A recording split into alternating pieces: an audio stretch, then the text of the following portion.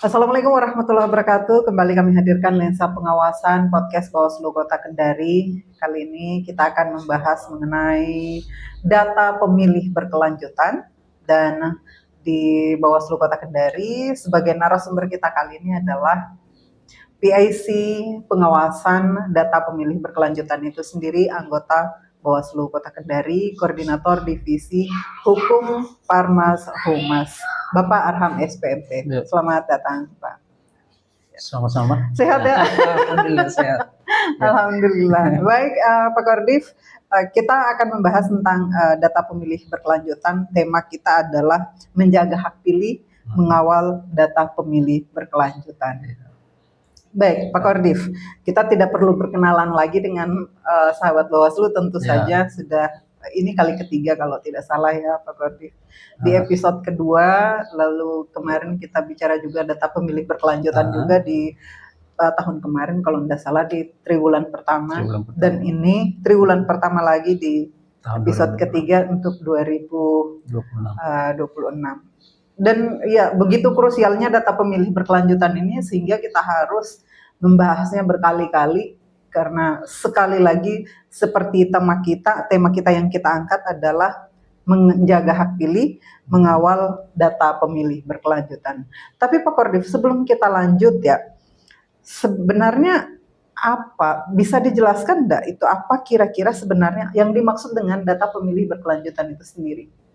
Ya, baik. Pertama-tama saya ucapkan terima kasih atas kesempatan yang diberikan oleh Bawaslu Kota Kendari, yaitu lembaga kami sendiri yang kemudian di dalam tugas dan fungsinya itu melakukan pengawasan terhadap proses pemutahiran data pemilih berkelanjutan di masa non-tahapan ini. Jadi proses pemutahiran data pemilih berkelanjutan ini sebenarnya kalau berdasarkan pendekatan definisinya itu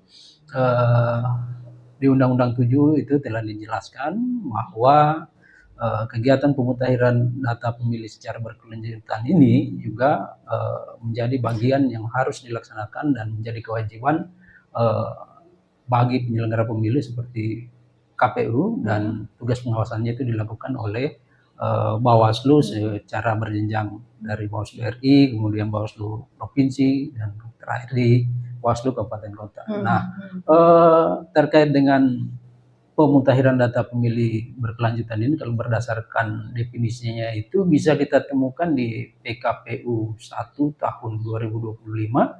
Nah, itu berkaitan dengan pemutahiran data pemilih dan juga tertuang di dalam peraturan Bawaslu 1 tahun 2025 mengenai pengawasan pemutahiran data berkelanjutan, yang didefinisikan bahwa kegiatan pemutahiran data pemilih berkelanjutan ini yang selanjutnya disingkat PDPB merupakan kegiatan untuk memperbaharui data pemilih berdasarkan DPT pemilu atau pemilihan terakhir, yang kemudian disinkronisasikan dengan data pemilih secara nasional maupun luar negeri. Jadi konteks definisinya kira-kira seperti itu.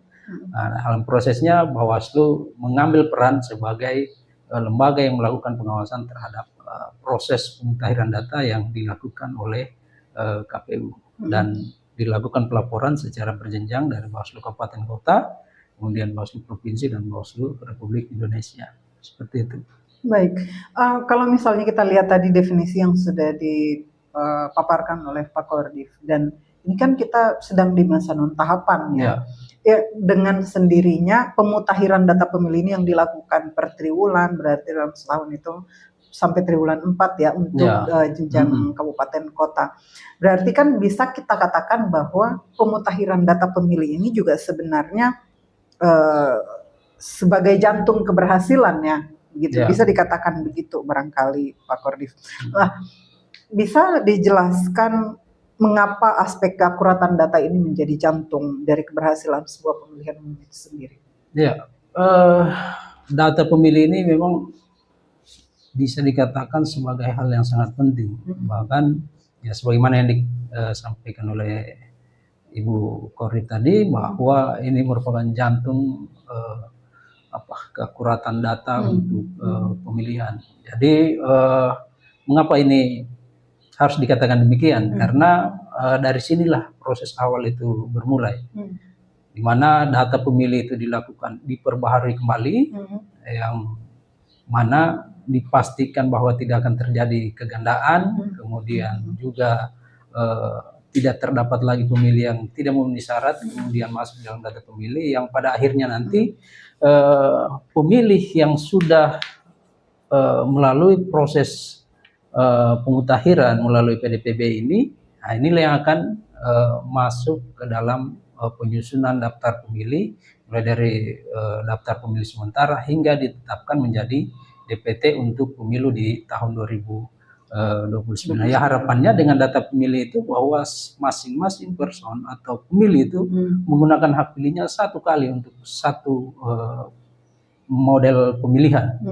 Nah, dengan dicapainya itu maka integritas pemilu, kemudian legitimasi pemilu itu akan menjadi terwujud, dan hasil yang kita capai dari pemilu dengan data yang akurat, maka tingkat kepercayaan publik di negara kita, Republik Indonesia ini akan semakin meningkat, dan kita semakin optimis bahwa pemilu dari pemilu ke pemilu akan selalu terjadi perbaikan demokrasi di Indonesia. Saya kira seperti itu. Baik, Pak Kordif, kalau melihat pentingnya pemutahiran data pemilih berkelanjutan ini, Pak Kordif, kira-kira langkah-langkah konkret apa yang bisa dilakukan oleh Bawaslu Kota Kendari dalam pemutahiran data pemilih? Ya, baik.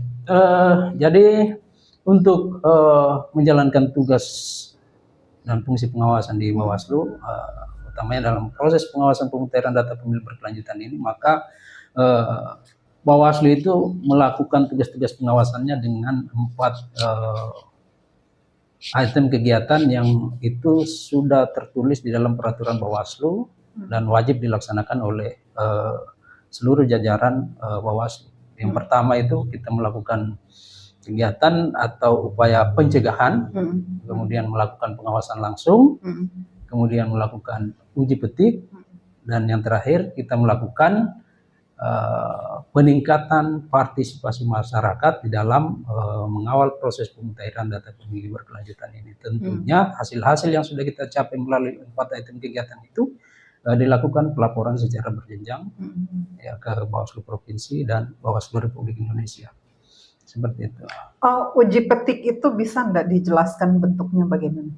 Ya, ya ini di bagian ketiga ya, setelah kita melakukan langkah pencegahan, kemudian melakukan pengawasan langsung, Bawaslu juga melakukan itu. Jadi, kalau apa tadi yang tahap awal tadi kan pencegahan itu kan kita misalnya membuat himbauan misalnya ya kepada KPU, lalu kemudian tadi pengawasan langsung itu bagaimana bentuk pengawasan langsung itu biar sahabat Bawaslu yang menyaksikan podcast kita ini bisa. Ya, baik. Bagusnya kita urut mulai dari pencegahan, kemudian pengawasan langsung, habis itu uji petik dan peningkatan partisipasi masyarakat. Nah, jadi begini. Dalam proses pengawasan pemutahiran data pemilu berkelanjutan ini selalunya Bawaslu itu mengedepankan upaya pencegahan di dalam proses pengawasan yang dilakukan. Nah, dalam proses pencegahan ini Bawaslu untuk tingkat kabupaten kota itu kita pertama-tama itu melakukan upaya pencegahan dengan membuat himbauan kepada KPU Kota Kendari tentunya agar pelaksanaan pemutahiran data pemilih berkelanjutan ini berjalan sesuai dengan ketentuan peraturan perundang-undangan. Samping itu Bawaslu juga melakukan kegiatan koordinasi dengan pihak-pihak terkait, diantaranya KPU, kemudian pihak yang membidangi masalah kependudukan dan pencatatan sipil dalam hal ini Dukcapil Kota Kendari, kemudian melakukan koordinasi dengan pengadilan negeri, kemudian TNI Polri, kemudian pihak kecamatan, kelurahan, sampai di tingkat RT maupun RW. Nah itu untuk memastikan bahwa proses PDPB ini berjalan sesuai dengan ketentuan peraturan perundang-undangan. Hmm. Kemudian selanjutnya Pengawasan. masih dalam bingkai pencegahan juga, Hmm. Bawaslu itu mendirikan posko aduan masyarakat. Oke. Jadi ada posko aduan masyarakat itu merupakan bagian dari kegiatan pencegahan yang dilakukan oleh Bawaslu Kota Kendari. Kemudian selanjutnya mengenai pengawasan langsung, ini Bawaslu memastikan kegiatan-kegiatan yang dilakukan oleh KPU, mulai dari melakukan koordinasi itu paling tidak setiap 3 bulan sekali melakukan koordinasi baik dengan Bawaslu, kemudian dengan pihak-pihak terkait lainnya sebagaimana yang saya sebutkan tadi, dan memastikan juga agar KPU itu di dalam melakukan pemutahiran data pemilih berkelanjutan itu menandai pemilihan dikategorikan tidak memenuhi syarat dan menambahkan pemilih baru yang memenuhi syarat. Yang memenuhi syarat. Itu dimasukkan ke dalam daftar pemilih berkelanjutan ini. Dan kemudian yang juga dipastikan oleh Bawaslu itu kita memastikan bahwa KPU ini melakukan pemutahiran data pemilih berkelanjutan ini melalui mekanisme pleno. Itu kita awasi secara langsung prosesnya di kantor KPU, dan ini sudah kita lakukan di triwulan sebelumnya di tahun 2025, dan selanjutnya termasuk sampai dengan penyerahan. Kita memastikan bahwa setelah ditetapkan PDPB ini, maka ada lagi kewajiban KPU untuk menyerahkan salinan berita acaranya kepada pihak-pihak terkait yang dimaksud di dalam PKPU itu sendiri. Nah, ini harus kita pastikan. Kemudian selanjutnya ya dalam konteks pengawasan langsung, Bawaslu juga tidak hanya sampai di situ, kita juga memastikan apakah hasil penetapan ini diumumkan oleh KPU pada laman websitenya maupun media sosial dari KPU. Jadi itu merupakan bagian yang turut kami awasi. Nah, selanjutnya masuk ke uji petik. Jadi terhadap pemutahiran data pemilih berkelanjutan ini, Bawaslu juga melakukan uji petik terhadap data pemilih yang sudah diserahkan tadi. Iya. Salah satunya itu. Jadi yang pertama yang bisa menjadi sampel dari Bawaslu untuk melakukan uji petik itu kita mengambil sampel berdasarkan hasil pengawasan yang telah dilakukan oleh Bawaslu di pemilu atau pemilihan terakhir. Jadi data hasil pengawasan kita terhadap data pemilih itu yang di pemilu atau pemilihan terakhir kita cermati kembali dan memungkinkan untuk kita mengambil sampel dari situ untuk memastikan kebenaran, keakuratan data pemilih tersebut. Kemudian yang kedua, bahwa setelah data pemilih itu kita peroleh dari KPU, dalam hal ini by name, by address, baik yang belum ditetapkan maupun yang telah ditetapkan, maka kita juga akan melakukan pencermatan terhadap data tersebut, dan kami dapat mengambil sampel di situ untuk dipastikan kebenaran dan keakuratan data tersebut. Selanjutnya melalui posko aduan sebagaimana yang saya sebutkan tadi pada saat membahas terkait dengan giat pencegahan, maka di situ berdasarkan laporan dari masyarakat bahwa terdapat data pemilih yang disampaikan kepada Bawaslu melalui posko aduan, dan itu perlu kita pastikan kebenarannya. Umpamanya ada masyarakat yang melaporkan bahwa keluarganya telah meninggal dunia, maka kita akan melakukan memastikan kebenaran tersebut melalui mekanisme uji petik. Atau ada masyarakat yang melakukan perubahan data pemilihnya, maka kita juga dapat melakukan uji petik terhadap hal tersebut. Bahkan yang terakhir itu di triwulan pertama ini, dan datanya sudah kita sampaikan ke KPU, bahwa ada masyarakat yang melaporkan bahwa pemilih tersebut mengikuti pemilu di tahun 2024, tetapi di pemilihan berikutnya sudah tidak memperoleh lagi Tetapi data yang diajukan ke Bawaslu itu yang disampaikan bahwa ternyata pemilih ini masih memiliki identitas kependudukan yang lama dan usianya sudah di atas 100 tahun. Nah, ini baru kita dapatkan. Tapi sudah kami sampaikan kepada KPU dan berikutnya mungkin kita akan melakukan uji petik terkait hal tersebut. Dan uji petik itu dilakukan dengan cara turun langsung di lapangan ya, menemui warga yang tadi tidak terdata dan terdata untuk memastikan keakuratannya, gitu ya Pak Kordif? Iya, jadi mekanismenya kita kemudian turun langsung ke lapangan memastikan ya dengan jalur-jalur koordinasi. Pertama kita ke kantor kelurahan, kemudian ya kita turun juga sampai ke RT dan RW, bahkan sampai ke pemilihnya langsung untuk memastikan terkait dengan dokumen pemilih tersebut. Dan inilah yang akan hasil uji petik ini akan juga kita sampaikan kepada KPU Kota Kendari untuk ditindaklanjuti.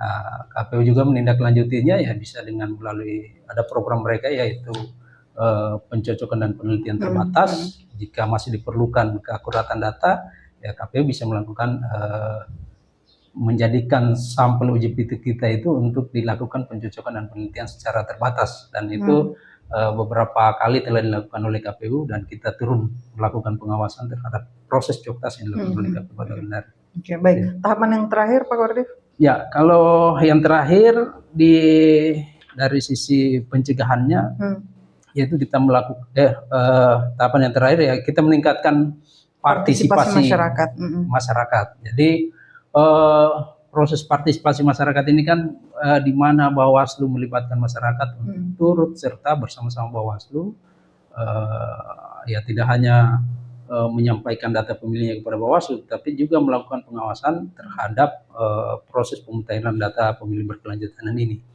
Nah, giat-giat Bawaslu untuk peningkatan partisipasi masyarakat ini sudah kami tindak lanjuti dengan melakukan berbagai perjanjian kerjasama. Kami turun di 11 kelurahan, dari 65 kelurahan kita sekarang sudah mencapai 11 kelurahan di 11 kecamatan. 11 kelurahan di 11 kecamatan. 11 kelurahan kecamatan. Kemudian ada sekolah.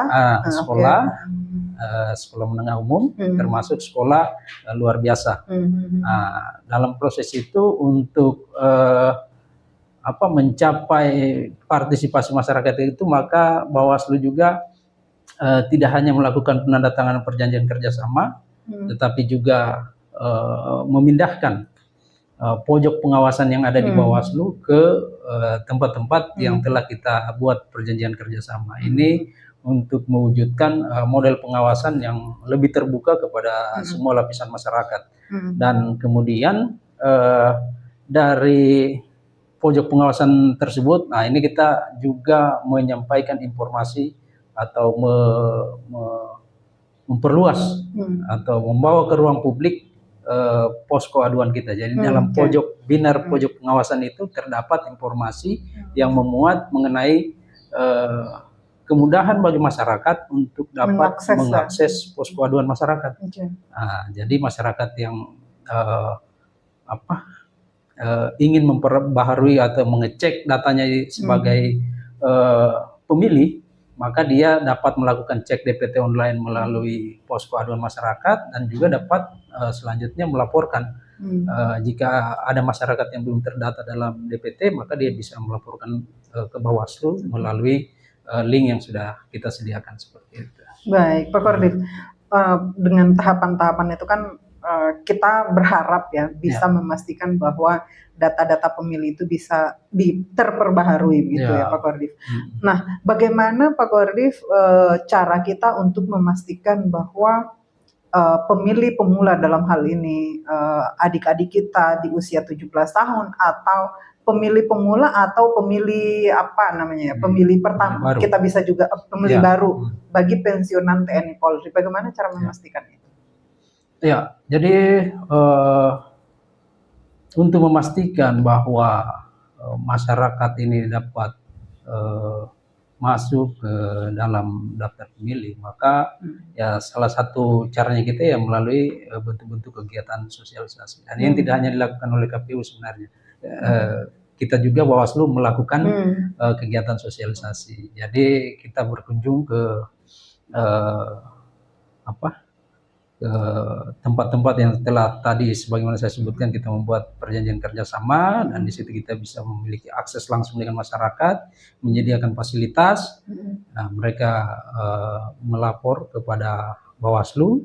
Ya, selain itu kita juga melakukan pencermatan terhadap data-data pemilih yang dimiliki oleh Bawaslu, sehingga dari situ bisa dipastikan bahwa pemilih baru atau tadi disebutkan bahwa pemilih yang telah berumur 17 tahun, kemudian pemilih baru yang berasal dari kategori pensiunan TNI Polri, itu bisa masuk ke dalam PDPB yang akan ditetapkan oleh KPU. Selain itu, koordinasi-koordinasi yang kita lakukan juga bersama Dukcapil, kemudian data-data juga yang kita peroleh, data TNI Polri yang kita peroleh dari Bawaslu Provinsi Sulawesi Tenggara yang diturunkan kepada kita, itu juga merupakan yang kemudian kita sampaikan kepada KPU Kota Kendari. Itu juga adalah langkah-langkah untuk memastikan agar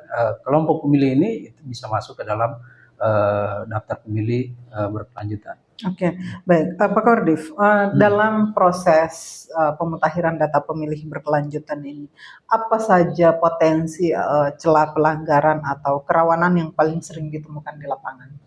Ya, kalau potensi pelanggaran sebenarnya atau kerawanan, ya kita mungkin akan lebih condong kepada kerawanan, karena kalau pelanggaran, ya pertama, jika terjadi pelanggaran maka harus ada tindakan oleh Bawaslu di kabupaten kota. Tetapi dalam konteks PDPB ini saya kira belum ada sanksi yang bisa dijatuhkan terhadap ketika terjadi pelanggaran. Malah kita hanya sampai pada batas kewenangan untuk mengeluarkan saran perbaikan. Jadi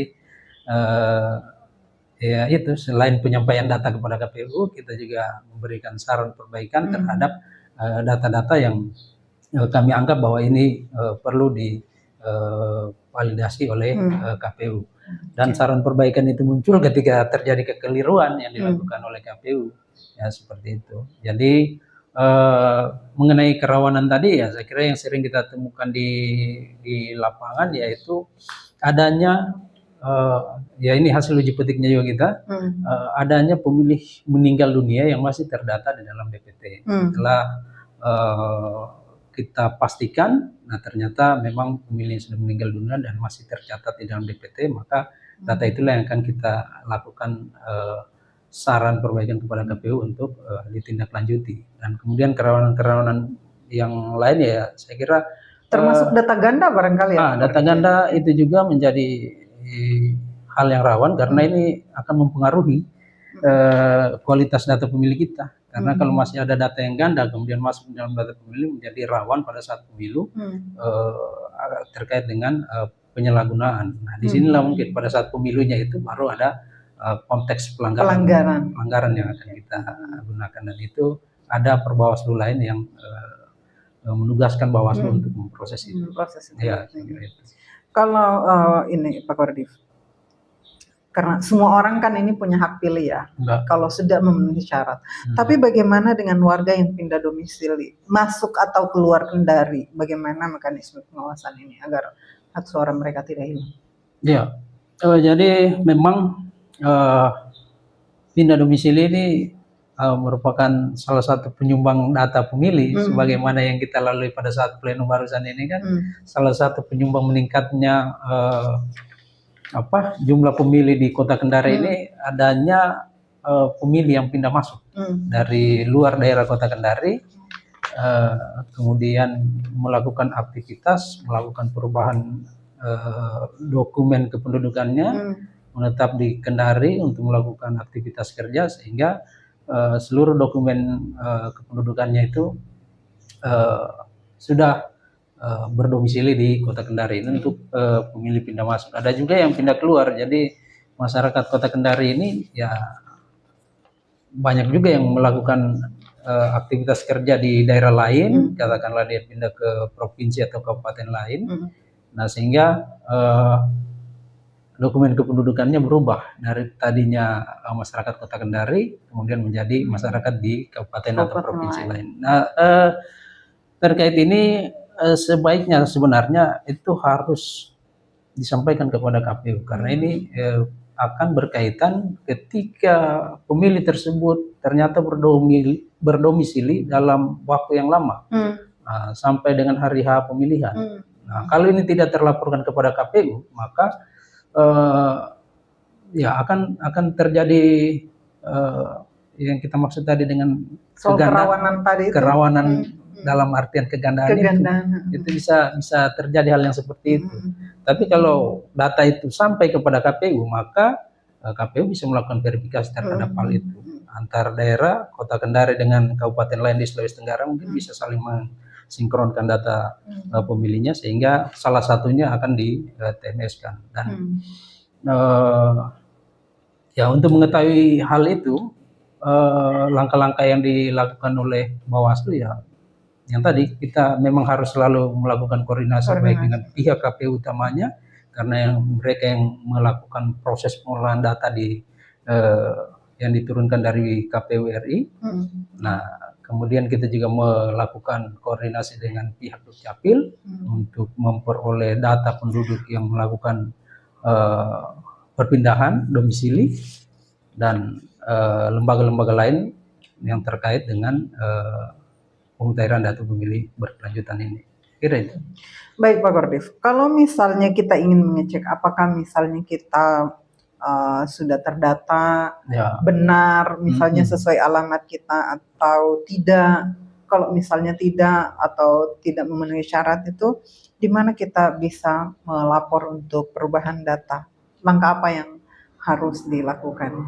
Ya, terkait pengecekan data pemilih, saya kira fasilitas KPU itu yang paling pertama harus kita gunakan, yaitu cek DPT online. Itu merupakan fasilitas KPU yang kemudian Bawaslu juga coba sosialisasikan melalui posko pengaduan masyarakat itu.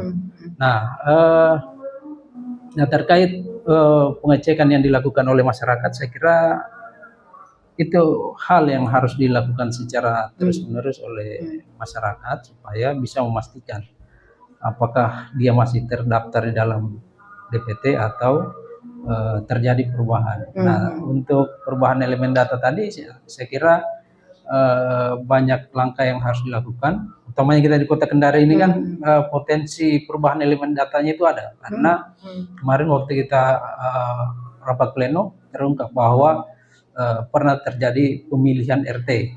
Nah, ini kan terjadi perubahan berdampak kepada perubahan elemen data di masyarakat Kota Kendari dan itu terjadi secara luas.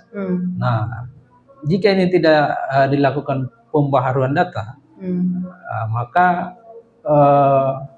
akan berimplikasi pada penyusunan daftar pemilih berikutnya, mulai dari DPS sampai dengan penetapan di DPT.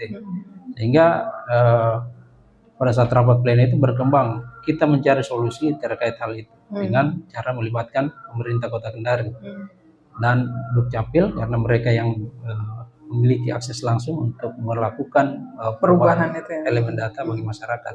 Hanya respon masyarakatnya yang kita tunggu. Jadi saluran masyarakat untuk melakukan perubahan elemen data adalah ke Dukcapil di tingkat Kota Kendari.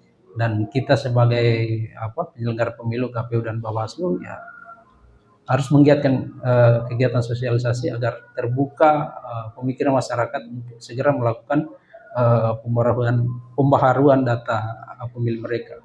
Dan yang kita inginkan supaya dampak-dampak dari berubahnya elemen data ini kan ya salah satunya tadi masalah kegandaan, kemudian data tidak valid, kemudian akan mempengaruhi proses penyusunan TPS nantinya. Nah, dan ini memang masalah yang harus diselesaikan di tingkat Kota Kendari. Iya, menjadi tugas kita ya, karena kan kalau misalnya sesuai undang-undang yang terakhir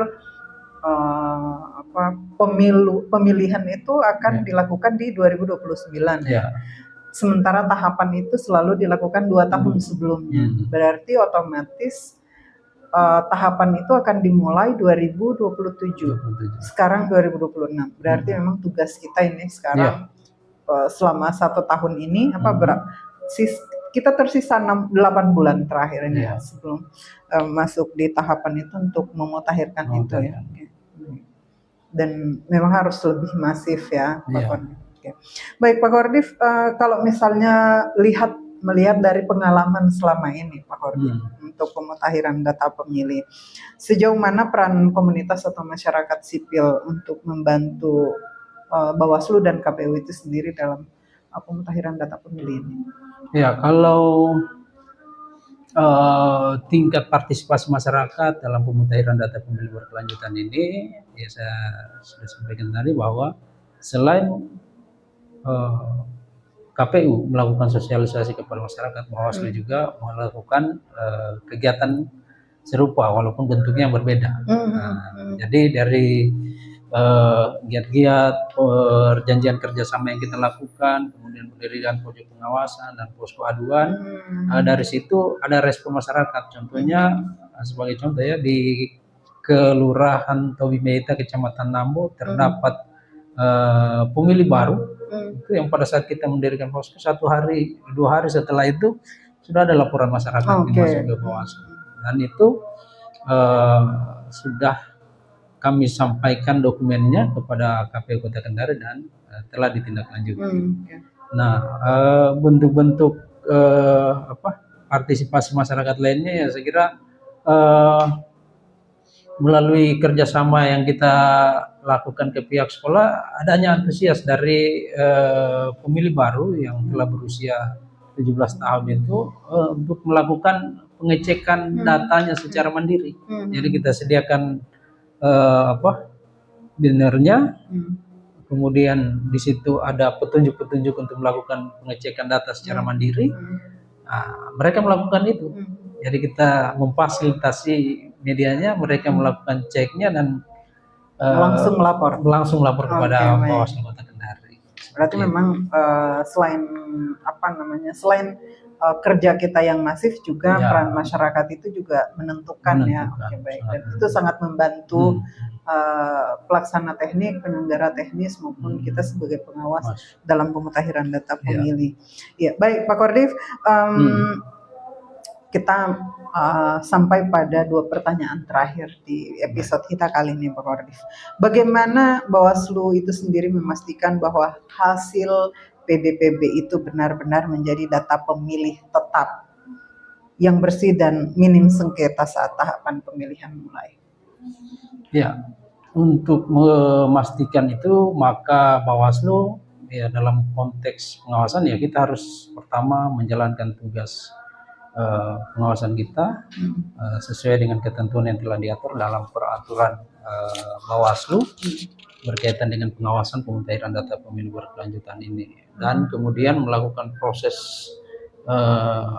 memastikan itu ya tentunya dengan mekanisme pelaporan yang kita lakukan secara berjenjang, sehingga apa hasil pengawasan yang kita lakukan terhadap proses pemutahiran data pemilu berkelanjutan ini, mulai dari proses pencegahan, kemudian pengawasan langsung, kemudian melakukan uji petik dan peningkatan partisipasi masyarakat dalam pemutahiran data pemilih berkelanjutan ini, semuanya terlaporkan kepada Bawaslu Provinsi, Bawaslu Republik Indonesia, dan ya pihak-pihak yang terkait lainnya itu juga mengetahui bahwa Bawaslu dalam posisinya melakukan pengawasan itu ya melakukan langkah-langkah koordinasi secara terus-menerus kepada pihak-pihak terkait dalam pemilu ini, sehingga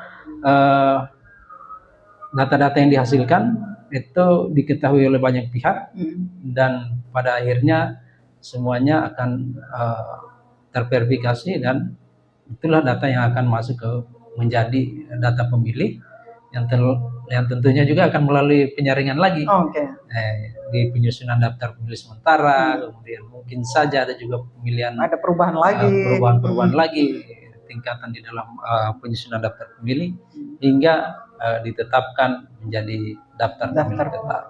Dan semua proses itu akan kita awasi. Kita oke, baik. Pengawasan melekat, Pengawasan Gitu, melekat, baik. pengawasan langsung. Untuk Nah, itu deh. memastikan ya, untuk memastikan bahwa Memastikan. memang tidak ada celah kerawanan di Iya, situ, Pak Korbit. betul. Sehingga kalau misalnya kita maksimal dalam pengawasan dan betul-betul mencegah itu, kita berharap bahwa di sana tidak ada pelanggaran supaya kita Ya, tidak betul. inilah ya, kita tidak perlu lagi harus menindaki pelanggaran Ya. dan atau misalnya kalau bicara pelanggaran kan Ya, memiliki ya, konsekuensi kan. ada konsekuensi lain Betul. gitu. Apalagi misalnya kita sebagai penyelenggara baik itu di KPU maupun di kita, kalau pelanggaran ya salah satunya misalnya kita etiknya misalnya Ya, pelanggaran kode etik baik, dan berarti memang kita harus berhati-hati dan betul-betul memastikan kita bekerja sesuai dengan petunjuk kita, baik itu di Perbawaslu maupun PKPU maupun juga undang-undang pemilu itu sendiri. Ya, Pak Korbit. Baik. Terakhir Pak Korbit, apa pesan Pak Korbit atau himbauan Pak Korbit kepada warga Kota Kendari agar tetap peduli dengan data pemilih itu sendiri sejak dini? Ya. Baik, harapan saya sebagai koordinator divisi hukum, pencegahan, partisipasi masyarakat dan hubungan masyarakat Bawaslu Kota Kendari kepada masyarakat Kota Kendari dan pihak-pihak terkait di dalam penyusunan daftar pemilih ini, saya mengajak agar kita senantiasa berpartisipasi aktif di dalam penyusunan daftar pemilih ini, karena inilah langkah yang menentukan posisi kita sebagai warga negara Indonesia untuk mewujudkan demokrasi di Indonesia melalui jalur pemilihan umum yang akan dilaksanakan pada tahun 2029 nantinya. Sehingga kita atau Bawaslu Kota Kendari berharap masyarakat semakin aktif untuk melakukan pengecekan data pemilihnya, melakukan pembaruan data apabila terjadi perubahan atau melakukan pindah domisili, sehingga kita memperoleh data yang betul-betul akurat, dan ini berujung kepada integritas dan akurasi data yang dapat dipercaya oleh semua pihak. Saya kira itu. Baik, Pak Korbit. Ya, terima kasih Pak Korbit.